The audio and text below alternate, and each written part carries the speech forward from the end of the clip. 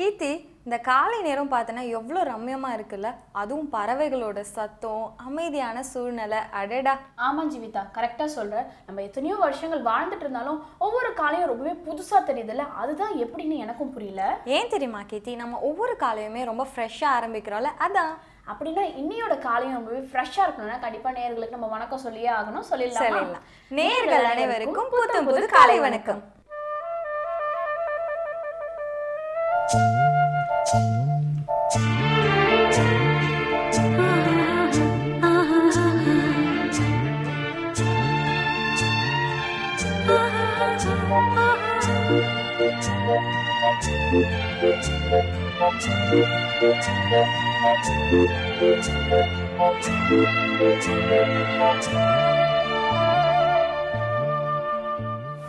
சரி ஜீவிதா, புத்தம் புது காலையை பிரைட்டா ஸ்டார்ட் பண்ணியாச்சு. இந்த பிரைட்டா ஒளிமயமா தொடங்குற நம்ம காலைக்கு காரணம் என்ன தெரியுமா? சூரிய உதயம் தான். ஒவ்வொரு நாளும் பிரைட்டா இருக்குன்னா அதுக்கு காரணம் சூரிய உதயம். அதே மாதிரி ஒவ்வொரு நாளும் நமக்கு சக்சஸ்ஃபுல்லா பிரைட்டா அமையணும்னா நம்ம நல்ல நேரம் பார்த்து நம்ம செய்யற காரியங்களை தொடங்கணும். நம்ம நல்ல நேரத்தை தெரிஞ்சுக்கிறதுக்கான செக்மெண்ட் தான் சூரியோதயம்.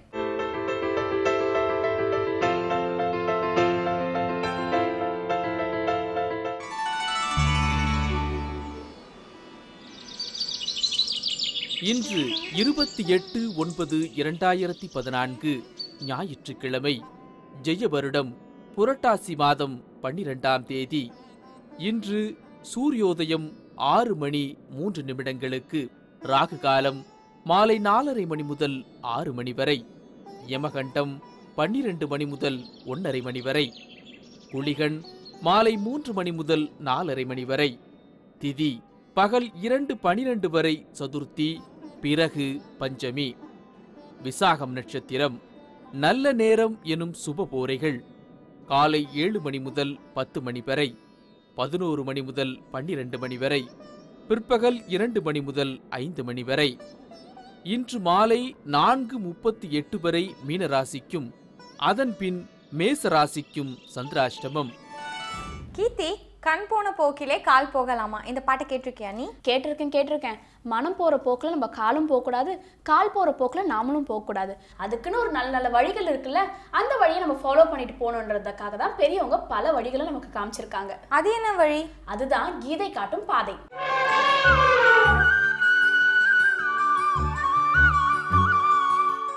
பல்லாண்டு பல்லாண்டு பாடுங்களே அந்த பரந்தாமன் ஆலயத்தை நாடுங்களே. வேந்தர் டிவி நேயர்களுக்கு அன்பு வணக்கங்கள். கீதை காட்டும் பாதைங்கிற தலைப்பில் நாம் பார்த்து கொண்டு வருகின்றோம். இன்னைக்கு உண்டான நிலவரப்படி பார்த்தால் நாம் எல்லாருமே ஒரு குழப்பத்தில் தான் இருக்கோம். ஒத்துக்கிறோமோ இல்லையோ, அதுதான் உண்மை. இன்று எல்லோரும் குழப்பத்தில் இருக்கிறோம். அது என்ன குழப்பம் புரியலையே, சந்தேகம் வருதா? இதை நாம் சொல்ல வேண்டாம் ஐயா. அங்கே கீதையில் அர்ஜுனன் சொல்லுகின்றான், ஏற்கனவே பார்த்தோமல்லவா, கண்ணா கண்ணா, அதோ குருநாதர், இதோ என்னுடைய மாமா, அதோ என்னுடைய சித்தப்பா, அதோ என்னுடைய பெரியப்பா, அந்தண்ட தாத்தா, இவ்வளவு பேர்களையும் கொன்றுவிட்டு அந்த அதாவது உதிரம் ரத்தம் தோய்ந்த அந்த பூமியை அனுபவிக்க நான் விரும்பவில்லை கண்ணா அப்படின்னு அழுதான்னு சொன்னோம் இல்லையா. இந்த நேரத்தில் அவன் அர்ஜுனன் ஒரு அற்புதமான வார்த்தையை சொல்கிறான். கீதையில் இதை பிரமாதமான ஒரு சொல் பிரயோகம்னு வச்சுக்கோங்களேன். இந்த ஒரு ஸ்லோகம் மட்டுமே போருமே நாம் உருப்படுறதுக்கு. இந்த இடத்துல அர்ஜுனனுக்கு ஒரு தோஷம் வந்துதான். இப்போவே சில பேர் யோசனை பண்ணியிருப்பீங்களே, ஆமாம் சார், அர்ஜுனனுக்கு ஒரு வேளை தோஷங்கிறீங்க, செவ்வாய் தோஷமாக இருக்குமா, இன்னும் சில பேர் ஜலதோஷமாக இருக்குமான்லாம் யோசனை பண்ணுவோம். இந்த தோஷங்கள் அல்ல, கார்பண்ய தோஷம்னு அங்கே கொண்டு போட்டு வச்சிருக்கு. கீதையில் 2வது அத்தியாயத்தில் அர்ஜுனனுக்கு கார்பண்ய தோஷம் வந்து தான். இது மட்டும் இல்லை, தர்ம சம்மூட சேதாகா அப்படின்னு ஒரு அற்புதமான பதப்பிரயோகம் இருக்குது. தர்ம சம்மூட சேதாகனா தர்மத்தினால் குழப்பப்பட்ட மனத்தை உடையவன். சரி, தர்மத்தினால போய் மனசு எப்படி குழம்பும்? சந்தேகம் வந்துடுறதா? அங்கேயே ஒரு கலாட் ஆகிடுறது நமக்கு. அதுக்கு முன்னால் கார்பண்ய தோஷம்னு சொன்னோமே, அப்படின்னா என்ன? இந்த ரெண்டு வேறு எதுவும் இல்லை. கார்பண்ய தோஷம்னா இரக்க சுபாவம். இரக்க சுபாவம் தேவை. இன்சொல் இனிதி என்றால் காண்பான் எவன் கொலோ வன் சொல் வழங்குவது. வள்ளுவரை மாதிரி யாரையா இனிமேல் நமக்கு சொல்லி கொடுக்க போகிறாங்க? அந்த வள்ளுவரே இன்சொல் இனிது ஈன்றல் காண்பான். இனிமையாக பேசினா அது நல்லது, இனிமையைத்தான் தரும். இது இனிமையாக சொல்ல வேண்டிய திருக்குறள் அதானே சொல்லுது. ஆனால் இதில் வள்ளுவரே ஒரு கடினமான பதப்பிரயோகம் செய்திருக்கிறார். இன்சொல் இனிது ஈன்றல் காண்பான். சரியா இருக்கு. எவன் கொலோ வன் சொல் வழங்குவது. எவன்டா அவன் கண்ணா பின்னான்னு பேசுறது? வள்ளுவருக்கு அந்த இடத்துல கோபம் வந்து கொடுத்தோம். ஏன்னா இனிமைங்கிறது அவ்வளவு விசேஷம், இரக்கம்ங்கிறது விசேஷம். இப்படி ஒவ்வொன்றும் விசேஷம். சரி ஐயா, அர்ஜுனனுக்கு இருக்கக்கூடிய அந்த இரக்க ஸ்வபாவம் அதுதான் தோஷமாக போயிடுச்சு. ஒரு எளிமையாக புரியறதுக்காக இந்த கந்த புராணமும் இதை அழகாக சொல்கிறது. ஒரு மருத்துவர் டாக்டர்னு வச்சுக்கோங்களேன். ஒருத்தருக்கு ஏதோ அங்கே கட்டி ஆப்ரேஷன் பண்ணணும்.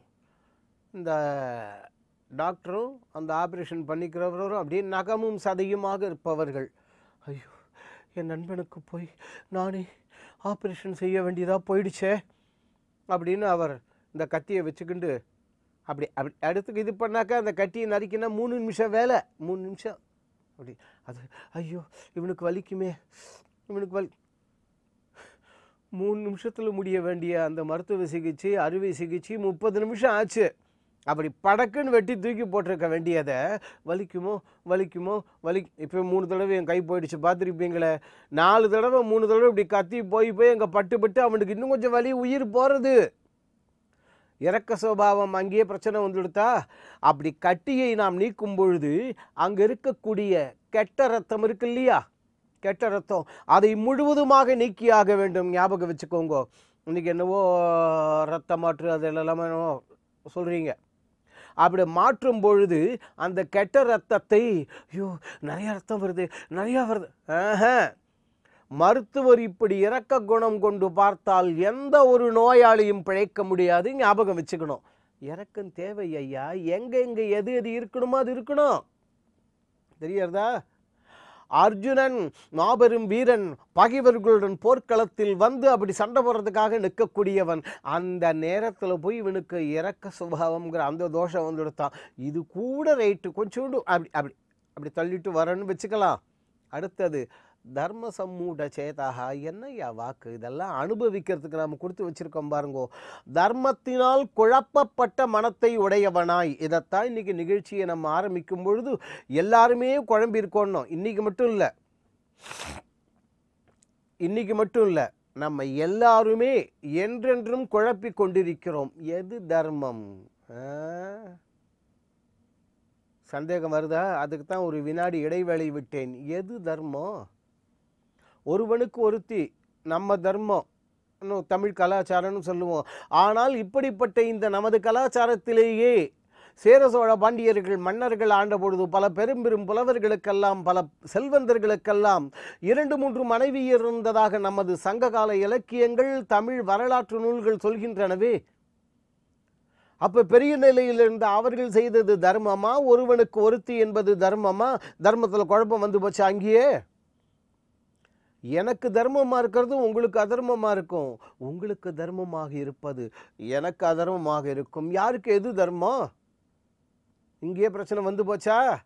நடந்த வரலாறு ஒன்று சொல்ல போகிறேன். இதை காஞ்சி பெரியவா ரொம்ப அழகாக சொல்லுவார் மகா சுவாமிகள். அவர் எங்கே போனாலும் ஒரு மாதிரி பாழடைஞ்ச கட்டடமாக பார்த்து தான் தங்குவார். காரணம், நம்மளால் அடுத்தவங்களுக்கு இடைஞ்சல் வரக்கூடாது அப்படின்னு. ஒரு கட்டடம் அது ரொம்ப அவர் பாஷையில் சொல்கிறதுனா பேபார்ஸாக இருக்குது, அப்படி சிதிலம் அடைஞ்சு கிடக்கு. இவர் இங்கே உட்காண்டிருக்கார். இந்த ஒரு கொட்டகம், முற்றம் என்று சொல்வார்கள். முற்றம் அதாவது இந்த பக்கத்துலேருந்து ஒன்று, அந்த பக்கத்துலேருந்து அந்த பக்கம், இந்த பக்கம் 4 பக்கங்களிலும் இறக்கப்பட்டிருக்கும். இது அந்த காலத்து ஓடு, இப்படி வளைவாக இருக்குமே. இந்த ஓடு நீளமாக இருக்குது, அது இல்லை, அப்படியே வளைவாக இருக்கும். அந்த ஓடு போட்டது.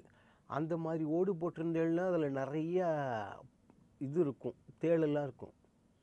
அதுக்கு கைமரம், பனங்கைமரம் நல்லா கட்டியாக இருக்கும். சில இடத்துல மூங்கிலும் உண்டு, அதில் ஓட்டையும் உண்டு. ஏன் விரிவாக சொல்கிறேங்கிறது இனிமேல் தான். பெரியவங்க அங்கேருந்து இப்படியே உட்காந்துருக்கார். பார்த்தாக்கா எதிர்க்க அப்படி குனிஞ்சு பார்த்தா வெயில் அட்டி கொளுத்துறது. நடுவில் திறந்த வெளின்னு சொல்லியிருக்கேன். இந்த கைமரம் சொன்னோம் இல்லையா, அது உளுத்து போய் அதில் இருந்த சில வண்டுகள், ஒவ்வொரு வண்டும் பார்த்தா நல்லா நம்ம குழந்தைகள்லாம் விளையாடும் பாருங்க, இவ்வளோ பெரிய கோலி குண்டு அந்த மாதிரி இவ்வளோ பெருசாக இருக்கும், இவ்வளோ பெருசாக இருக்குது, என் கண்ணு மாதிரின்னு வச்சுக்கோங்களேன். அப்படி இருக்குது. அந்த வண்டு எங்கேருந்து குழந்தைன்னு கிளம்பி வருது. வந்த உடனே எங்கேயானு மோதிக்கிண்டு கீழே விழுந்துடுறது.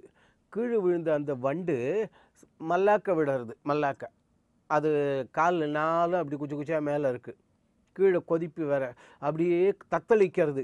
அதால் பளிச்சுன்னு நிமிர முடியல, அப்படி நிமிர்ந்து எழுந்து ஓட முடியல. நேர விழுந்த அந்த வண்டுகள் ஓடி போய்டுறது. இப்போ மல்லாக்க விழுந்து தத்தளிச்சுன்னு இருக்கு இல்லையா, அதை அப்படின்னு பார்த்துட்டே இருந்தோம்னாக்க அங்கேருந்து இது விழுந்த அப்படிங்கிறதுக்குள்ள இங்கேருந்தோ சக்கச்செவல்னு கொஞ்சம் நீளமான எறும்பு சக்க சக்க சக்க சக்கன்னு வந்தது. அழகாக அந்த வண்டை பிடிச்சி டிஃபன் பண்ணி கொடுத்து காலை சுற்றுண்டி, ஐயோ இந்த வண்டுக்கு இப்படி இருக்க அப்படின்னு சொல்லிட்டு அதை திருப்பி போட சொன்னா பெரியவா. ஏன்னா திருப்பி போட்டால் அது தப்பிச்சு ஓடி போயிடும்னு. திருப்பி போட்டால் விளைந்தது விபரீதம். அதை திருப்பி போட்ட உடனே அந்த வண்டி என்ன செய்தது, இந்த எறும்புகளை எல்லாம் அது பலகாரம் பண்ண ஆரம்பிச்சுடுத்தோம். விளையாட்டு இல்லை ஐயா, எது தர்மம், யார் நாம? ஏன்னா நம்ம ஒவ்வொருத்தருக்குமே அந்த எண்ணம் இருக்குது, நான் தான் யோக்கியன், நான் தான் தர்மத்தை நிலைநிறுத்துகிறேன். அப்போ நமக்கு முன்னாடி தர்மமே இல்லை, நமக்கு அப்புறம் இந்த உலகம் அழிஞ்சு போயிட போகிறது அப்படிங்கிற அந்த எண்ணம் இருக்கல்லவா, அங்கே தான் மாட்டிக்கிறோம். தெரியறதா? ஏன் தர்ம சம்மூட சேதாகான்னு போட்டார்னு, தர்மத்தினால் குழப்பப்பட்ட மனத்தை உடையவனாய். அர்ஜுனன் வாக்கு இதெல்லாம் 2வது அத்தியாயத்தில் அங்கே அவன் சொல்கிறான், ஹே கண்ணா, தர்மத்தினால் குழப்பப்பட்ட மனம் கொண்டவன் நான். அந்த இறக்க சுபாவம், அந்த தோஷம் வேறு இருக்குது. இதுக்கு அவ்வளவுக்கு மேலே தே சிஷ்யகா மாம் பிரபன்னம் மாம் ஷாதி 2வது அத்தியாயத்தில் வர்றத நிறுத்தி அந்த சொற்களை சொல்லி இருக்கிறேன். ஹே கண்ணா, இப்படிப்பட்ட நிலையில் இருக்கக்கூடியவன் நான். எது நல்லது எது கெட்டது என்று தெரியவில்லை. உன்னுடைய சீடன் நான், சிஷ்யனான அடியேன் உம்மை சரணாகதி அடைகின்றேன். தே சிஷ்யகா மாம் பிரபன்னம் சாதி, எனக்கு உபதேசித்து அருள் செய் என்று அங்கே அர்ஜுனன் வேண்டுகின்றான். ஒரு விசேஷம் இதில் கவனிக்கணும். கண்ணனை இவன் குருநாதராக ஏற்றுக்கொண்டிருக்கின்றான். கண்ணனு குருநாதரை ஏற்றுன்றது மட்டுமல்ல, இவன் தன்னை சிஷ்யனாகவும் ஒப்புக்கொண்டிருக்கின்றான். இதுவும் பிரச்சனை இல்லை.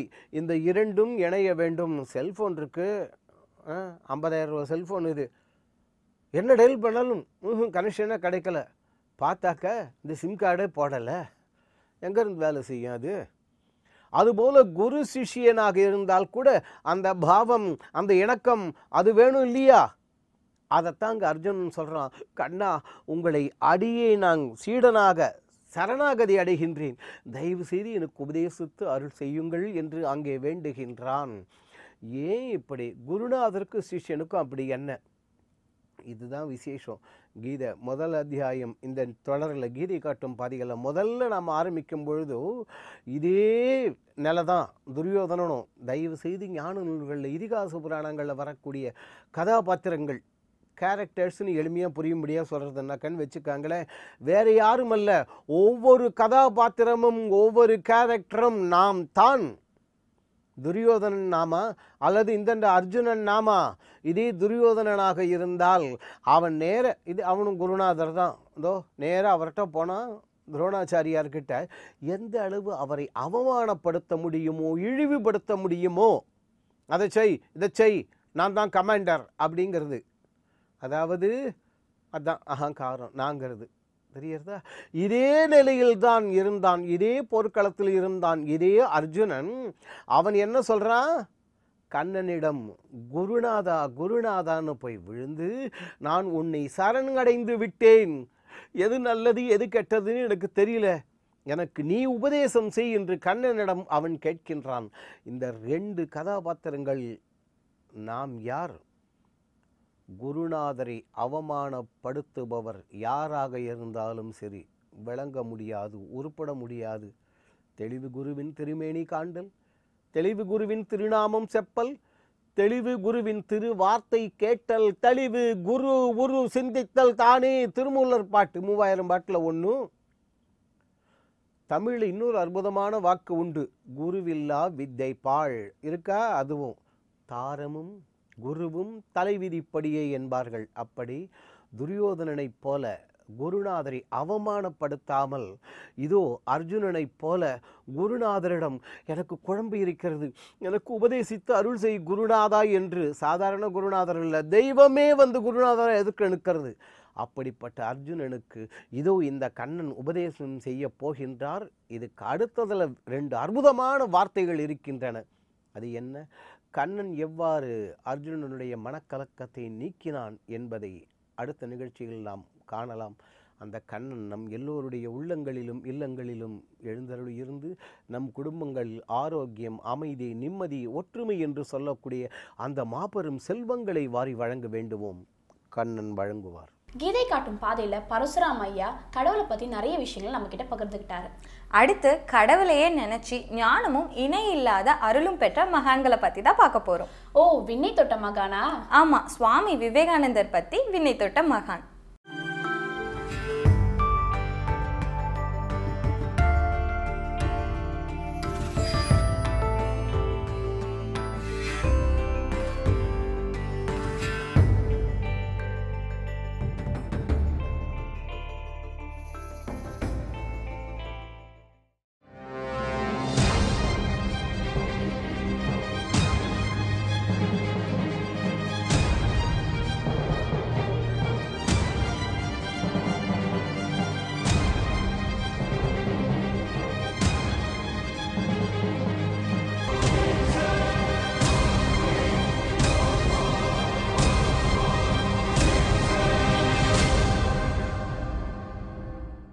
விண்ணை தொட்ட மகான் விவேகானந்தரை நவீன இந்தியாவுடைய சிற்பி என்று நாம் கருதலாம். இந்தியாவினுடைய ஏராளமான துறைகள் இன்று செழித்து தழைத்தோங்குவதற்கு விவேகானந்தருடைய சிந்தனைகள், விவேக சிந்தனைகள் பெரிதும் உதவியிருக்கின்றன. முக்கியமாக அறிவியல் சார்ந்த ஆர்வமுடைய ஒரு துறவியாக விவேகானந்தர் இருந்தார்.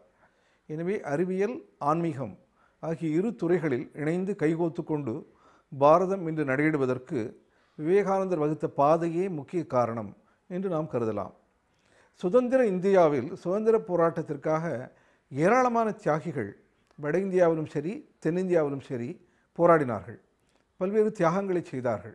அப்படி அவர்கள் சுதந்திர போராட்டத்திற்கு உத்வேகம் பெறுவதற்கு விவேகானந்தருடைய பல எண்ணங்கள், சிந்தனைகள், அவருடைய எழுத்துக்கள் ஆகியவை பெரிதும் பயன்பட்டிருக்கின்றன. முக்கியமாக நம்முடைய தேசப்பிதா என்று நாம் கருதும் மகாத்மா காந்தி, அவர் விவேகானந்தருடைய சிந்தனைகளின் மூலமாகத்தான் தனக்கு தேசபக்தி பெருகியது என்று குறிப்பிட்டிருக்கிறார்.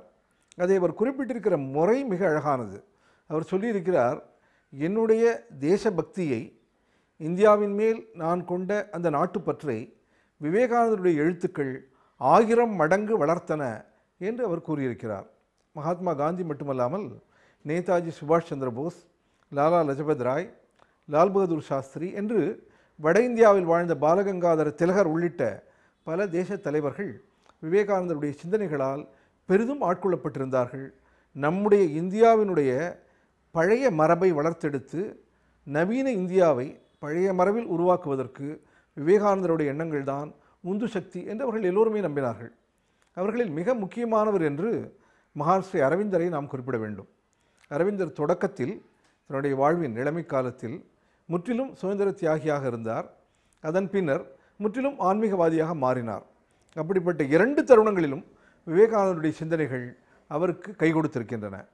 தான் தேசப்பற்று மிகுந்து பல்வேறு மேடைகளில் சுதந்திர எழுச்சி உரைகளை உரையாற்றுவதற்கு விவேகானந்தருடைய எண்ணங்கள் தனக்கு தூண்டுகோலாக இருந்தன என்று மகான் அரவிந்தர் சொல்லியிருக்கிறார்.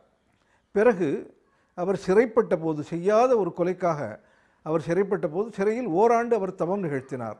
அப்படி தவம் நிகழ்த்திய போது ராமகிருஷ்ண பரமஹம்சரும் விவேகானந்தரும் சூட்சும உருவில் வந்து தனக்கு பல்வேறு ஆன்மீக நெறிகளை போதித்ததாகவும் அவர்களது போதனைகள் மூலமாகவே ஆன்மீகத் துறையில் தான் மேலோங்க முடிந்தது என்றும் அரவிந்தர் தன்னுடைய எழுத்துக்களில் குறிப்பிடுகிறார்.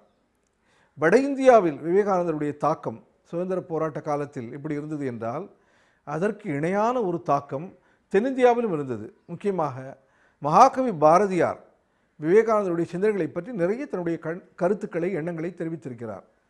மதுரை ராமகிருஷ்ண மடத்தில் வசித்து வரும் சுவாமி கமலாத்மானந்தர் என்ற ராமகிருஷ்ண மடத்து துறவி, அவர் பாரதியாரும் விவேகானந்தரும் என்ற தலைப்பில் பாரதியார் வாழ்வில் விவேக சிந்தனைகளுடைய தாக்கம் எப்படி இருந்தது என்பது குறித்து ஒரு ஆய்வு நூலை தற்போது எழுதி கொண்டிருக்கிறார். இப்படி சுதந்திரம் கிடைப்பதற்கு விவேகானந்தருடைய அந்த எண்ணங்கள் பெரிய அளவில் உத்வேகமாக இருந்தன நாடெங்கும் என்பதை நாம் வரலாற்றில் பார்க்க முடிகிறது. விவேகானந்தருடைய ஆன்மீகம் என்பது முற்றிலும் வித்தியாசமான ஒரு ஆன்மீக நெறி. அவர் குமரிமுனைக்கு சென்றார் என்பதை நாம் அறிவோம். கன்னியாகுமரி அம்மனை வழிபட்ட பிறகு அவர் ஓடக்காரனுக்கு கொடுக்க காசு இல்லாததால் நீந்தியே அந்த விவேகானந்தர் பாறை மேல் அமர்ந்து 3 நாட்கள் தவம் செய்தார் என்பதையும் நாம் அறிவோம். புத்தர் தவம் செய்து ஆசையே துன்பத்திற்கு காரணம் என்கிற உண்மையை கண்டுபிடித்த மாதிரி விவேகானந்தர் அந்த பாறையில் அமர்ந்து தியானம் செய்து ஓர் உண்மையை கண்டுபிடித்தார். அவர் என்ன உண்மையை கண்டுபிடித்தார் என்பது பரவலாக அறியப்படவில்லை. அவர் கண்டுபிடித்த உண்மை இதுதான்: நாம் இந்திய மக்களுக்கு ஆன்மீகத்தை போதிக்கிறோம், ஆனால் ஆன்மீகம் சரியான வகையில் சென்று சேர வேண்டுமானால் இந்திய மக்கள் வயிறு நிறைய சாப்பிட்டு சாப்பாட்டு கவலை இல்லாமல் இருக்க வேண்டும் என்று விவேகானந்தர் கருதினார். விவேகானந்தருடைய குருவான பரமஹம்சர் வயிறு காலியாக இருக்கிற போது ஆன்மீகம் மூளையில் உரைக்காது என்று அடிக்கடி சொல்வதை அவர் மனத்தில் வாங்கி கொண்டார். எனவே அந்த கன்னியாகுமரி பாறையில் தவம் செய்த பிறகு அவருக்கு கிடைத்த ஒரு பெரிய வெளிச்சம் என்பது இந்திய மக்கள் அனைவருக்கும் வயிறார உணவிட்டு அதன் பிறகு அவர்களுக்கு ஆன்மீகத்தை போதிக்க வேண்டும் என்பது. அதன் காரணமாக நாடெங்கும் விவேகானந்தருடைய ராமகிருஷ்ண மடங்களை அவர் நிறுவினார். ராமகிருஷ்ண மடத்தினுடைய கிளைகள் பல்வேறு வகையில் பல்வேறு இடங்களில் தோற்றுவிக்கப்பட்டன.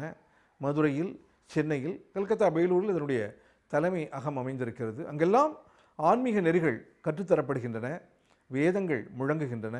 நம்முடைய தமிழகத்தில் தேவாரம், திருவாசகம் போன்ற எண்ணற்ற பக்தி பாடல்கள், அதனுடைய பொருட்கள், சொற்பொழிவுகள், உரைகள் என்று எழுத்துப்பணியாகவும் பேச்சுப்பணியாகவும் ஏராளமான செயல்களை ராமகிருஷ்ண மடம் செய்து வருகிறது.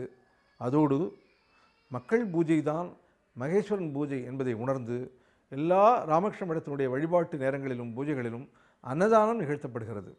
அப்படி மக்களுடைய உடல் நலத்திற்கு தேவையான வகையில் அவர்களுடைய வயிற்றுக்கு சோறிடுவது, அவர்களுக்கு நோய் வருமானால் அந்த நோயை தீர்ப்பதற்காக தர்மாஸ்பத்திரிகளை, இலவச மருத்துவமனைகளை நிர்மாணிப்பது என்கிற பல வகையில் ராமகிருஷ்ண மடம் விவேகானந்தர் நெறியில் இயங்க தொடங்கியது. விவேகானந்தருடைய நெறி பெரிய அளவில் இன்று வெற்றி பெற்றிருக்கிறது என்று சொன்னால் அது உலகியல் வாழ்வை புறக்கணித்து ஆன்மீக வாழ்வை பேசவில்லை. உலகியல் வாழ்வில் ஒரு மனிதன் எல்லா நலங்களையும் பெற்று வாழ்ந்து அதன் பிறகு ஆன்மீக நெறியில் மிக உயர்ந்த நிலையை அடைய வேண்டும் என்பதுதான் விவேகானந்தர் காட்டிய வழி. அவர் வாழ்நாள் முழுவதும் அப்படிப்பட்ட அற்புதமான ஒரு துறவியாக வாழ்ந்தார்.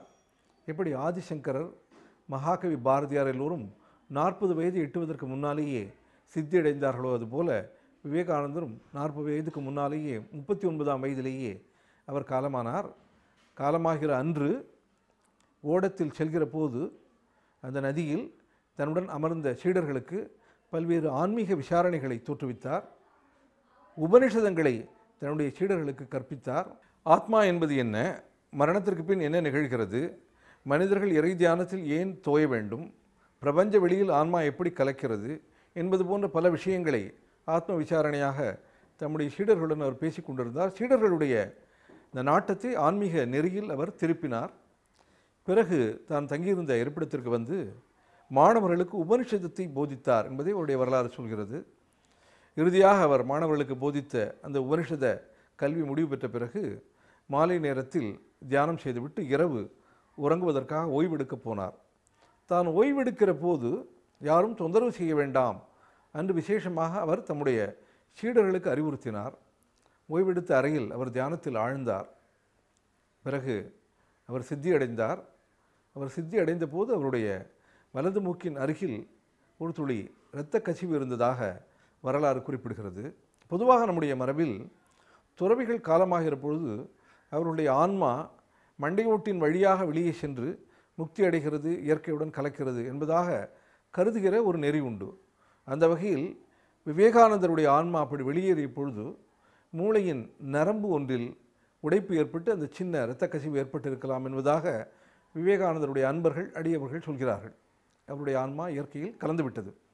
ஆனால் விவேகானந்தருடைய ஆன்மா அவர் பெரிதும் விரும்பி நேசித்த இந்த பாரத தேசம் முழுவதும் வியாபித்திருக்கிறது.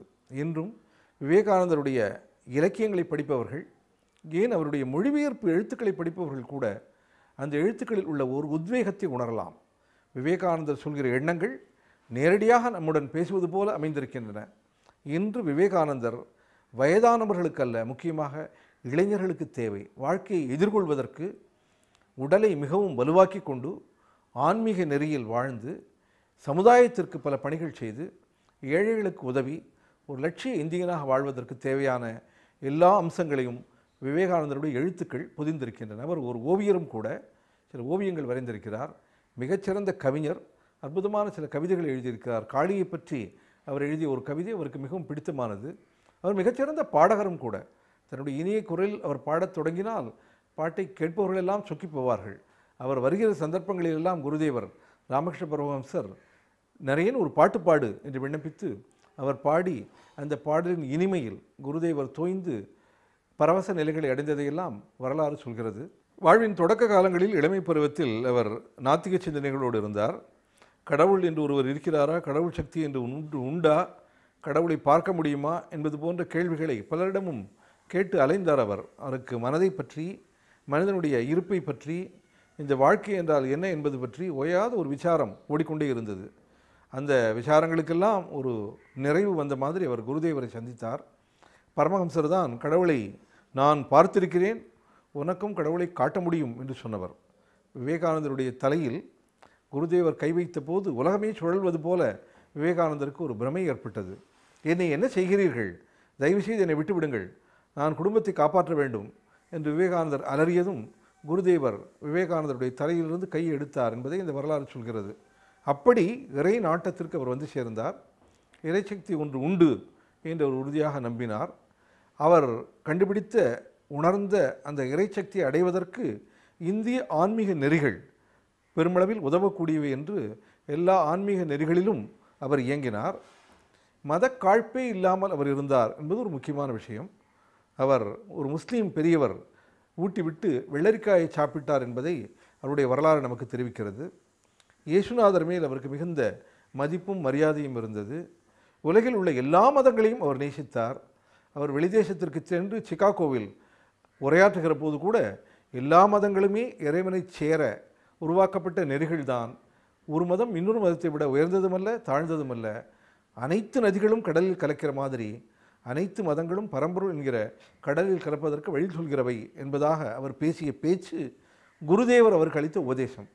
குருதேவர் பரமஹம்சர் இந்த உலகிற்கு வழங்கிய ஒரு பெரிய நற்செய்தியும் கூட மத நல்லிணக்கம் என்பதுதான். ஆக உயர்ந்த ஆன்மீக நெறியில் வாழ்ந்து பாரத தேசத்தை உயர்த்த வேண்டும் என்பதற்காக வாழ்நாள் முழுவதும் பாடுபட்டு இந்திய இளைஞர்களுடைய வாழ்க்கை மேம்பட வேண்டும் என்பதற்காக பல்வேறு கருத்துக்களை சொல்லி மனிதர்கள் ஆன்மீக வாழ்வில் மட்டுமல்ல உலகியல் வாழ்விலும் நிறைவோடு வாழ வேண்டும் என்கிற கருத்தை சொல்லி தியாக வாழ்க்கை வாழ்வதே மனித வாழ்வின் லட்சியமாக இருக்க வேண்டும் என்பதை தன்னுடைய செய்தியாக அறிவித்து மறைந்தவர் விண்ணை தொட்ட மகானான விவேகானந்தர்.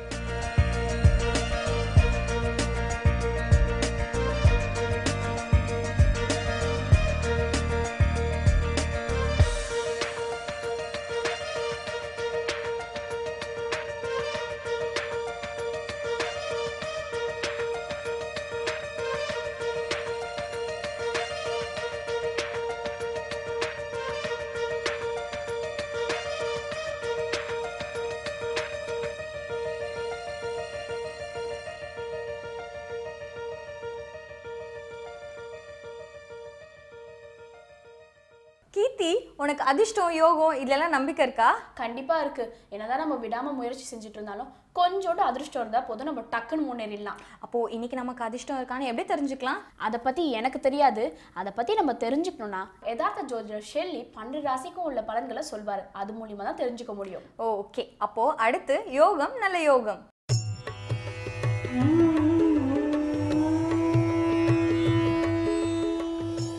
வேந்தர் டிவி நேயர்கள் அனைவருக்கும் இனிய காலை வணக்கம். யோகம் நல்ல யோகம் நிகழ்ச்சி மூலியமாக ஒவ்வொருவருடைய மேஷம் முதல் மீன ராசி வரை உள்ள நேயர்கள் அனைவருக்கும் உண்டான தினப்பலன்களை நாம் தினம் பார்த்து கொண்டு வருகின்றோம். இன்றைய நாளானது 28/9/2014 ஆண்டு புரட்டாசி 12ஆம் நாள் ஞாயிற்றுக்கிழமை. ஒவ்வொருடைய ராசியுடைய பலன்களை பார்ப்போமாக. முதலாவதாக நாம் பார்க்கக்கூடிய ராசிக்காரர்கள் மேஷ ராசிக்காரர்கள். மேஷ ராசிக்காரர்களுக்கு இன்றைய நாள் பார்த்தீர்கள் என்றால், அதாவது சாயங்காலம் மாலை 4:39 முதல் சந்திராஷ்டமத்தில் உள்ளான அமைப்புக்கு செல்கிறீர்கள் என்பதை நினைவில் வைத்துக் கொள்ளுங்கள். இந்த சந்திராஷ்டிரம் என்பது நாம் ஏற்கனவே கூறியது போல் சாதாரண ஒரு அமைப்பில் இருந்தாலும் உணர்ச்சி வசப்படுத்திவிடும். எனவே சந்திரன் 8ஆம் இடத்தில் வருவதனால் தேவையில்லாத குழப்பங்களோ அல்லது எந்த விதமான ஒரு சண்டை சச்சரவுக்கோ நாம் செல்லக்கூடாது என்பதை முதலில் ஞாபகத்தில் வைத்து கொண்டாலே போதும். குறிப்பாக நட்பு விஷயத்தை தான் அது கெடுக்கும். எனவே நண்பர்களிடம் கூட விளையாட்டாக ஏதாவது கூறுவதோ வேடிக்கை பேசுவதோ எல்லாம் தேவையில்லாத பிரச்சனைகளை ஏற்படுத்திவிடும். அதேபோல் இன்று விடுமுறை நாள் என்பதனால் குடும்பத்தாருடன் எந்தவித ஒரு சாதாரண விஷயத்திற்கெல்லாம் பழைய கதைகளெல்லாம் பேசி தேவையில்லாத பிரச்சனைகளை ஏற்படுத்தி கொள்ளாமல் இருப்பது புத்திசாலித்தனமான அமைப்பு. அந்த காலத்தில் அப்படி இருந்தீர்கள், அந்த காலத்தில் இதை செய்தீர்கள், இந்த காலத்தில் இதை நடக்கிறது என்றெல்லாம் வீண் கதை பேசுவது பெரிய அளவுக்கு, அதாவது இன்றைய விடுமுறை பொழுதை கழிக்காமல் அது ஆவேசப்பட வைத்து நிம்மதியற்ற தன்மையை ஏற்படுத்தி தேவையில்லாத அங்கே ஓடுவது இங்கே ஓடுவது என்று எங்கே ஓடுவதும் கூட தெரியாத அளவுக்கு பாதிப்படை செய்துவிடும் என்பதை மேஷராசிக்காரர்கள் உணர வேண்டும். எனவே முடிந்தால் அருகில் உள்ள ஏதேனும் ஒரு கோயிலுக்கு சென்று விட்டு வருவது இன்றைய நாளில் மிக சந்தோஷமான அமைப்பை நிச்சயமாக ஏற்படுத்தி தரும் என்பதை உணர்ந்து கொள்ளுங்கள். அடுத்ததாக நாம் பார்க்கக்கூடிய ராசிக்காரர்கள் ரிஷபராசிக்காரர்கள். ரிஷபராசிக்காரர்களுக்கு இன்றைய நாள் எல்லா விதத்திலும் அனுகூலங்கள் காணப்பட்டாலும் சந்திரனின் சஞ்சாரம் மிக கவனமாக இருக்க வேண்டும். 7ஆம் பாவத்தில் உள்ள செவ்வாயுடன் சேர்வதனால் குடும்ப விஷயம், அதாவது துணை அல்லது துணைவியுடைய தேக ஆரோக்கியத்தில் சிறிய பிரச்சனையாக இருந்தாலும் நீங்கள் மருத்துவ ஆலோசனை பெற்றுக்கொள்வது இன்றைக்கு மிக மிக முக்கியம் என்பதை நினைவில் வைத்துக் கொள்ளுங்கள். துணை அல்லது துணைவியாருடன் சிறிய வாக்குவாதங்கள் கூட கூடாமல் இருப்பதும் பேசாமல் இருப்பதும் மிக மிக மற்றற்ற மகிழ்ச்சியும் சந்தோஷ அமைப்பையும் ஏற்படுத்தி தரும். இனம் புரியாத ஒரு சந்தோஷ அமைப்புக்கு உண்டான காலகட்டம் என்பதனால் குடும்பத்தாருடன் ஏதேனும் ஒரு தொலைதூரத்திற்கோ அல்லது உறவினர் வீட்டுக்கோ ஒரு கேளிக்கை விஷயத்திற்கோ சென்று விட்டு வருவது இன்றைய நாளில் மிக உன்னதமான சந்தோஷத்தை பெற்றுத்தரும் என்பதை நினைவில் வைத்துக் கொள்ளுங்கள் ரிஷபராசிக்காரர்கள். அடுத்ததாக நாம் பார்க்கக்கூடிய ராசிக்காரர்கள் மிதுன ராசிக்காரர்கள். மிதுன ராசிக்காரர்களுக்கு இன்று நிச்சயமாக குடும்பத்தாருடன் ஒரு சந்தோஷமான அமைப்புக்கு நிச்சயமாக செல்லக்கூடிய காலகட்டம் ஏற்படும். அது கோயிலாக இருக்கலாம், உறவினர்களாக இருக்கலாம், நண்பர்களாக இருக்கலாம், யாருடைய ஒரு இடத்திற்கு நிச்சயமாக செல்வீர்கள். சிலருக்கு பயணங்கள் ஏற்படுவதற்குண்டான சாத்தியக்கூறுகள் காணப்படுகின்றன. அந்த பயணங்களின் மூலமாக மிகப்பெரிய லாபமும் அனுகூலமும் ஏற்படுவது மற்றற்ற மகிழ்ச்சி ஏற்படுத்தி தரும். எனவே மிதுன ராசிக்காரர்களுக்கு இன்றைய நாள் பார்த்தீர்கள் என்றால் எல்லா விதத்திலும் ஒரு தன்னம்பிக்கையும் ஒரு நம்பிக்கை ஊட்டக்கூடிய நாளாக காணப்படுவதை அவர்கள் சரியாக முறையாக பயன்படுத்தி கொள்வது அவர்களுடைய புத்திசாலித்தனத்தை பொறுத்தது. சிலர் நல்ல ஓய்வு எடுக்கலாம் என்று இன்று முடிவெடுத்தாலும் அதற்கும் ஒரு சந்தோஷமான ஒரு அமைப்பாக நாளாக இன்றைக்கி காணப்படுவதை சரியாக பயன்படுத்தி கொள்ள வேண்டும் மிதுன ராசிக்காரர்கள். அடுத்ததாக நாம் பார்க்கக்கூடிய ராசிக்காரர்கள் கடக ராசிக்காரர்கள். கடகராசிக்காரர்களுக்கு இன்றைய நாள் பார்த்தீர்கள் என்றால் எல்லாமே குழப்பமில்லாமல் சென்று கொண்டிருக்கூடிய நாளாக காணப்படுகிறது. அதே சமயம் அதாவது உங்களுடைய ராசிநாதன் மாலை முதல் நீசம் அடைகிறார். எனவே நீசம் அடைகிற சந்திரன் என்ன செய்வான் என்றால் புத்தியை கெடுக்க செய்வான். எனவே இந்த புத்தி தடுமாற்றம் ஏற்படக்கூடிய காலம் அதாவது மாலை 4 மணியிலிருந்து ஆரம்பிக்கும் 4:39 எனவே இந்த காலகட்டத்தில் தேவையில்லாத ஒரு மனதை ஒருநிலைப்படுத்தக்கூடிய பயிற்சிகளை சாயங்காலம் மாலை வேளையில் நீங்கள் செய்வது உங்களுக்கு எல்லா விதத்திலும் நம்பிக்கையும் தன்னம்பிக்கையும் ஏற்படக்கூடிய நாளாக இன்றைய நாளை உருவாக்கி தரும். இல்லை என்றால் ஆவேசப்பட வைத்துவிடும். இந்த ஆவேசப்பட வைத்து விடுவது என்ன செய்யும் என்றால் யாரிடத்திலாவது போய் நம்மளோட ஒரு வாக்குவாதத்தை ஏற்படுத்தி ஒரு நிம்மதியற்ற சூழ்நிலையோ எதற்காக நாம் இப்படி செய்தோம் என்று நாமளே வருத்தப்படக்கூடிய சூழ்நிலையை ஏற்படுத்திவிடும் என்பதனால் மிக மிக கவனமாக இருக்க வேண்டும். மனதை ஒருநிலைப்படுத்தக்கூடிய பயிற்சி தெரிந்தவர்களுக்கு அதை லாபமாக செய்து அதிலிருந்து மீண்டு வருவதற்கு முயற்சி செய்வது மிக மிக முக்கியம். அப்படி முடியாதவர்கள் கூட ஒரு 5 நிமிடம் இஷ்டப்பட்ட தெய்வத்தை மனதார நினைத்து இருந்த இடத்துல அசையாமல் இருந்தாலே அதை ஒரு கட்டுக்குள் கொண்டு வந்து விடலாம். அந்த விஷயம் நன்மையாக இருக்கும். அண்டை அயலாருடைய விஷயமாக இருக்கட்டும், உறவினராக இருக்கட்டும், நண்பர்களாக இருக்கட்டும், யாரிடத்திலும் இன்று வாக்குவாதம் மட்டும் கூடவே கூடாது என்பதை நினைவில் வைத்து கொண்டாலே கடகராசிக்காரர்களுக்கு ஒரு குறையும் காணப்படவில்லை. அடுத்ததாக நாம் பார்க்கக்கூடிய ராசிக்காரர்கள் சிம்ம ராசிக்காரர்கள். சிம்ம ராசிக்காரர்களுக்கு வார்த்தை ஸ்தானத்தில், அதாவது வாக்குஸ்தானத்தில் உள்ள கிரகங்களின் அமைப்பு, அதுவும் சூரியன், ராசிநாதனே சூரியன் இருப்பதனால் உஷ்டமான வார்த்தைகளை மட்டும் அறவே தவிர்த்து கொண்டீர்கள் என்றால் மற்றதெல்லாம் சந்தோஷமும் அனுகூலமும் தான் ஏற்படும்.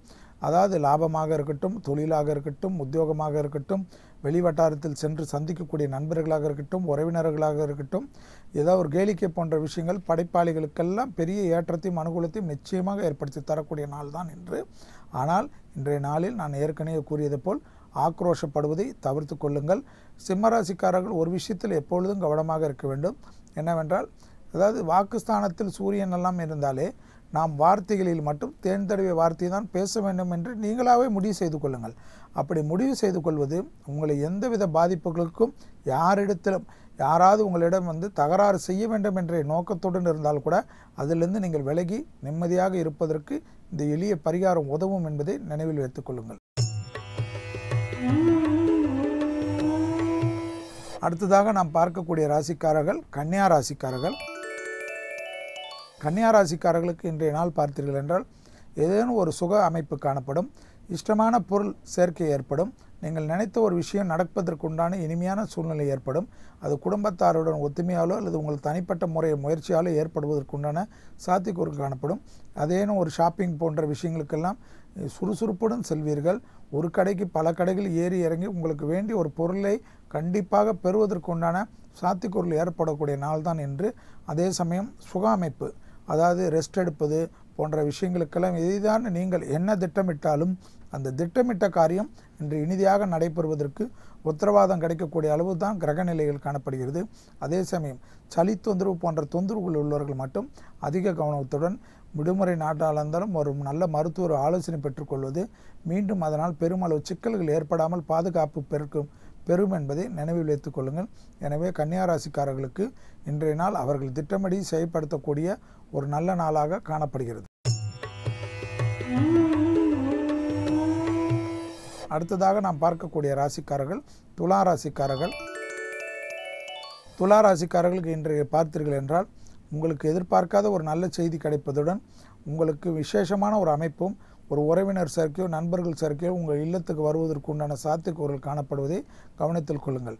எனவே அந்த ஒரு இனிமையான சூழ்நிலைக்கு ஏற்றவாறு உங்களை மாற்றிக்கொள்வதற்கு முயற்சி செய்து கொள்ளுங்கள். மேலும் புதிய பொருட்கள், அதாவது ஏதேனும் ஒரு நீண்ட நாள் வீட்டுக்கு உபயோகப்படுத்தக்கூடிய ஒரு பொருட்கள் வாங்குவது போன்ற திட்டமிட்டு இருந்தால் அது இன்று செய்து முடிக்க வேண்டும் என்று நினைத்தீர்கள் என்றால் நிச்சயமாக செய்து முடிப்பதற்குண்டான இனிமையான சூழ்நிலை பெறும். மீண்டும் நீண்ட நாட்கள் சந்திக்காது இருந்த பெற்றோரோ அல்லது உறவினரோ சந்திக்க வேண்டிய முயற்சி எடுத்தாலும் சந்திப்பதற்குண்டான சாத்தியக்கூறுகள் மற்றற்ற மகிழ்ச்சியும் அனுகூலம் ஏற்படும். அதே சமயம் தொலைதூர செய்திகள் உங்களுக்கு தொழில் நிமித்தமாகவும் உத்தியோக நிமித்தமாகவும் கடல் கடந்த நல்ல செய்திகள் வருவதற்குண்டான விசேஷமான காலகட்டம் இன்றைய நாள் என்பதை நினைவில் வைத்துக் கொள்ளுங்கள். அடுத்ததாக நாம் பார்க்கக்கூடிய ராசிக்காரர்கள் விருச்சிக ராசிக்காரர்கள். விருச்சிக ராசிக்காரர்களுக்கு காலை முதலே ஒரு விதமான மனப்பிரமை ஏற்படும். அந்த மனப்பிரமையை தீர்வதற்கு குளித்து முடித்து பசு நெய்யால் ஒரு இஷ்டமான தெய்வத்துக்கு முன்பாக ஒரு தீபமேற்றி இஷ்டமான மந்திரங்களை சொல்வதன் மூலியமாக அந்த மனப்பிரமை அறவே நீங்கும். சல்லு சல்லு என்று வல்லு என்று விழுவதற்கு குடும்பத்தில் இருப்பவர்கள் தான் கிடைத்தார்களா என்பதை ஆலோசித்துக் கொள்ளுங்கள். உங்கள் குடும்பத்தினர் தான் உங்களுக்கு அனுசரணையாக எல்லா விதத்திலும் உங்களுக்கு துணை நிற்கிறார்கள். அவர்களிடம் இந்த கோபதாபம் தேவையா என்பதை யோசித்துக் கொள்ளுங்கள். குறிப்பாக தாயாருடன் தேவையற்ற மோதலை அறவே தவிர்த்து கொள்வது இன்றைய நாள் மிக நல்ல நாளாக காணப்படுகிறது. தேவையில்லாமல் தாயை கூட தேவையில்லாமல் நிந்திப்பது, தேவையில்லாமல் அவர்கள் மன கஷ்டத்தை கொடுப்பதெல்லாம் ஏற்பட்டுவிடும். எனவே விருச்சிக ராசிக்காரர்கள் அந்த ஒரு அமைப்பில் மிக மிக கவனமாக இருப்பது மிக முக்கியமான அமைப்பு என்பதை நினைவில் வைத்துக் கொள்ளுங்கள். மற்றபடி பார்த்தீர்கள் என்றால் கிரகத்தினுடைய சஞ்சாரங்கள் எல்லா விஷயத்திலும் அனுகூலங்கள் காணப்படுகிறது. லாபத்தின் அளவு அனுகூலங்கள் காணப்படுகிறது. கொடுக்கல் வாங்கல இந்த பிரச்சனைகள் பரிபூர்ண நிவர்த்தி ஏற்படுவது, பணவரத்தில் காணப்பட்ட இந்த பிரச்சனைகள் பரிபூர்ண நிவர்த்தி ஏற்படுவது உங்களுக்கு எல்லா விதத்திலும் ஏற்றத்தையும் அனுகூலத்தையும் நிச்சயமாக பெற்றுத்தரக்கூடிய நாளாக இன்றைய நாள் காணப்படுகிறதை சரியாக முறையாக பயன்படுத்தி கொண்டு முன்னேறுவதற்கு முயற்சி செய்யுங்கள் விருச்சிக ராசிக்காரர்கள். அடுத்ததாக நாம் பார்க்கக்கூடிய ராசிக்காரர்கள் தனுசு ராசிக்காரர்கள். தனுசு ராசிக்காரர்களுக்கு இன்றைய நாள் பார்த்தீர்கள் என்றால் எல்லா விதத்திலும் ஒரு சந்தோஷமும் அனுகூலமும் காணப்படும். தொலைதூர பயணங்கள் திட்டமிட்டிருந்தால் அது செயல்படுத்துவதற்குண்டான இனிமையான சூழ்நிலை ஏற்படும். குடும்பத்தாருடன் ஏதேனும் ஒரு விசேஷ நிகழ்ச்சிக்கு செல்லலாம் என்று முடிவு எடுத்திருந்தாலும் அதற்குண்டான முயற்சியை இன்றே ஆரம்பிப்பது உங்களுக்கு ஏற்றத்தை ஏற்படுத்தி தரும். மேலும் உங்களுடைய வார்த்தைக்கு மதிப்பு மரியாதையும் சமூகத்திலும் குடும்பத்திலும் ஏற்படுவது மற்றற்ற மகிழ்ச்சி ஏற்படுத்தி தரும். உங்களால் திடீரென்று குடும்பத்தார் கஷ்டப்படுகின்ற ஒரு குடும்பத்தாருக்கு பெரிய அளவுக்கு உதவிகள் செய்வதற்குண்டான உங்களுடைய முயற்சிகள் மற்றவர்களால் பாராட்டப்படும். திடீரென்று சமயோசிதமாக நீங்கள் செயல்படுத்தக்கூடிய ஒரு விஷயம் குடும்பத்தாரிடம் பெரிய அளவுக்கு பாராட்டியும் வரவேற்பும் பெறக்கூடிய அளவுக்கு இன்றைய நாளில் உங்களுக்கு காணப்படுகிறது. மேலும் தனுசு ராசிக்காரர்கள் நீண்ட நாட்கள் திட்டமிட்டு செயல்படுத்தக்கூடிய ஒரு விஷயம் இன்று எல்லாராலும் ஏற்றுக்கொள்ளப்பட்டு எல்லாராலையும் பாராட்டப்படக்கூடிய அளவுக்கு நல்ல நாளாக உங்களுடைய புத்திசாலித்தனத்துக்கு மற்றவர்கள் உற்சாகப்படுத்தக்கூடிய நாளாக காணப்படுவதை சரியாக முறையாக பயன்படுத்திக் கொள்ளுங்கள். அடுத்ததாக பார்க்கக்கூடிய ராசிக்காரர்கள் மகர ராசிக்காரர்கள். மகர ராசிக்காரர்களுக்கு இன்று நிச்சயமாக அதாவது வியாபார அமைப்பில் இருந்தவர்களுக்கு எதிர்பார்க்காத ஒரு நல்ல அமைப்பு கிடைக்கும். மேலும் பணத்தினால் ஏற்பட்ட இந்த பாதிப்புகள் ஏற்படும். புதிய முதலீடுகளுக்கு உண்டான உத்தரவாதம் கிடைக்கக்கூடிய அளவுக்கு நல்ல விஷயங்கள் தொலைபேசி வாயிலாகவோ அல்லது தனிப்பட்ட முறையில் நீங்கள் சந்தித்து வருவதன் மூலியமாக உத்தரவாதத்தை பெரிய மனிதர்களிலிருந்து பெறக்கூடிய அமைப்பு ஏற்படும். படைப்பாளிகள் பாராட்டு பெறுவதற்கு உண்டான சாத்தியக்கூறுகள் காணப்படுகிறது. அந்த படைப்பாளிகள் பாராட்டு மற்றவர்களால் ஏற்றுக்கொள்ளப்படுவது மற்றற்ற மகிழ்ச்சியும் அனுகூலத்தையும் ஏற்படுத்தி தரும். மேலும் மகர ராசிக்காரர்களுக்கு பார்த்தீர்கள் என்றால் புதிய பொருள் சேர்க்கைகள், அதாவது நீண்ட நாட்களாக குடும்பத்தாருடன் சென்று ஏதேனும் வாங்கலாம் என்று தள்ளி கொண்டிருந்த அமைப்பு கூட மாறி இன்றைய நாளில் பார்த்திங்கன்னா அதுக்குண்டான முயற்சிகள் கண்கூடாக சந்தோஷ அமைப்பை ஏற்படுத்தி தரும். சிலர் கேளிக்கை போன்ற விஷயங்கள், சினிமா டிராமா போன்ற விஷயத்திற்கு கூட முன்னுரிமை கொடுத்தால் குடும்பத்தாருடன் சென்று சந்தோஷமாக இன்றைய பொழுதை கழிப்பதற்கு உத்தரவாதம் கிடைக்கக்கூடிய நாளாக மகர ராசிக்காரர்களுக்கு காணப்படுகிறது. அடுத்ததாக நாம் பார்க்கக்கூடிய ராசிக்காரர்கள் கும்பராசிக்காரர்கள். கும்பராசிக்காரர்களுக்கு மதியம் அதாவது மாலை வரை இருந்த மன கஷ்டங்கள் மனசங்கடங்கள்லாம் பரிபூர்ண நிவர்த்தி ஏற்பட்டு ஏதேனும் ஒரு புது முயற்சிகள் புது அனுகூலங்கள் எல்லாம் கண்டிப்பாக சாயங்காலத்திலிருந்து ஏற்படுவதற்குண்டான உத்தரவாதம் ஏற்படும். காலையில் காணப்பட்ட அந்த சோம்பல் அமைப்பு பரிபூர்ண நிவர்த்தி ஏற்பட்டு சுறுசுறுப்புடன் தொலைதூரத்துக்கு கூட பயணங்கள் போய்விட்டு வந்து சந்தோஷமாக வீட்டுக்கு வருவதற்குண்டான சாத்தியக்கூறுகள் காணப்படுகிறது. சிலர் தொலைதூரத்திலிருந்து குடும்பத்தாரை சந்திப்பதற்காக பெரும் முயற்சி எடுத்து சந்தோஷமாக சந்தித்து செல்வதற்குண்டான சாத்தியக்கூறுகள் ஏற்படுவதை மற்றற்ற மகிழ்ச்சியும் அனுகூலத்தையும் நீங்கள் பெறுவதற்குண்டான இனிமையான நாளாக இன்றைய நாள் காணப்படுகிறது கும்பராசிக்காரர்களுக்கு. மேலும் எதிர்பார்க்காத இடத்திலிருந்து நல்ல செய்திகள் வருவதுடன் அதாவது அயல்நாட்டிலிருந்தும் உங்களுடைய முயற்சிகளுக்கு வெற்றிகளும் அனுகூலம் ஏற்படுவதற்குண்டான இனிமையான சூழ்நிலை காணப்படுவதை சரியாக முறையாக பயன்படுத்தி கொள்வது உங்களுடைய சாமர்த்தியத்தை பொறுத்தது. அடுத்ததாக நாம் பார்க்கக்கூடிய ராசிக்காரர்கள் மீன ராசிக்காரர்கள். மீன ராசிக்காரர்களுக்கு இன்று மாலை 4:39 சந்திராசிரமத்தினுடைய வீரியம் குறைகிறது. அதனால் மனதிற்கு ஒரு தெளிவு ஏற்படும். அந்த மனத்தெளிவு என்பது காலையிலே ஏற்பட்டுவிடும். அதனால் குடும்பத்தாருடன் மிக குதாகலிக்கமுடன் மூடுடன் இருப்பீர்கள். நல்ல உணவு பழக்கத்திற்கோ நல்ல ஒரு ஹோட்டலுக்கோ செல்வதற்கு குடும்பத்தாருடன் செல்லக்கூடிய இனிமையான சூழ்நிலை ஏற்படும். மேலும் உங்களுடைய வார்த்தை மதிப்பு மரியாதையும் கூடுவதனால் சுபகாரிய செய்திகளுக்கு உண்டான முக்கியத்துவம் கொடுப்பீர்கள். சுபகாரியத்திற்காக நல்ல உறவினர்களை சந்திப்பதோ நல்ல நண்பர்களை சந்திப்பதோ அதற்காக பகிர்ந்து கொள்வதோ போன்ற விஷயங்கள் ஏற்படும். மேலும் கடல் கடந்த நல்ல செய்திகள் விமானம் மூலம் சென்று வரக்கூடிய பயணங்கள் எல்லாம் உங்களுக்கு இனிமையான சூழ்நிலையாக இன்றைய தினம் காணப்படுவதே அந்த பயணங்களை தள்ளி போடாமல் இருப்பது மிக மிக புத்திசாலித்தனமான அமைப்பு. தள்ளி போட்டு வீண் விரயம் செய்து கொள்ளாமல் நல்ல காலத்திலே அதற்குண்டான முயற்சிகளில் ஈடுபடுவது பெரிய அளவு வெற்றியும் பெரிய அளவு அனுகூலத்தையும் ஏற்படுத்தி தரும். பைசலாகும் கொடுக்கல் வாங்கலில் காணப்பட்ட இந்த பிரச்சனை, அதாவது கடன் அமைப்பில் காணப்பட்ட இந்த பிரச்சனைகள் பைசல் செய்வதற்குண்டான முயற்சியில் இன்று இறங்கினேன் என்றால் அதிலிருந்து மீண்டு வந்து சுத்தமாக சந்தோஷமாக இருப்பதும் குடும்பத்தாருடன் அந்த அன்பையும் அந்த அன்பையும் மகிழ்ச்சியும் பரிமாறிக்கொள்வதற்குண்டான உத்வேகம் பெறக்கூடிய காலமாக மீனராசிக்காரர்களுக்கு காணப்படுவதை சரியாக முறையாக பயன்படுத்தி கொள்வது உங்களுடைய புத்தி சாதுரியத்தை பொறுத்தது என்பதை நினைவில் வைத்துக் கொள்ளுங்கள்.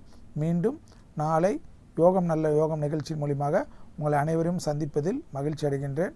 வணக்கம். கீர்த்தி, அடுத்து என்ன செக்மெண்ட்? அதை பத்தி நீ தெரிஞ்சுக்கணும்னா கொஞ்சம் ஞானம் வேணும். என்ன சொல்ற? சரி டென்ஷன் ஆகாத. நான் ஞானம்னு சொன்னது சங்கீத ஞானமா? ஓ புரிஞ்சிருச்சு. அடுத்த செக்மெண்ட் சங்கீத ஸ்வரங்கள்.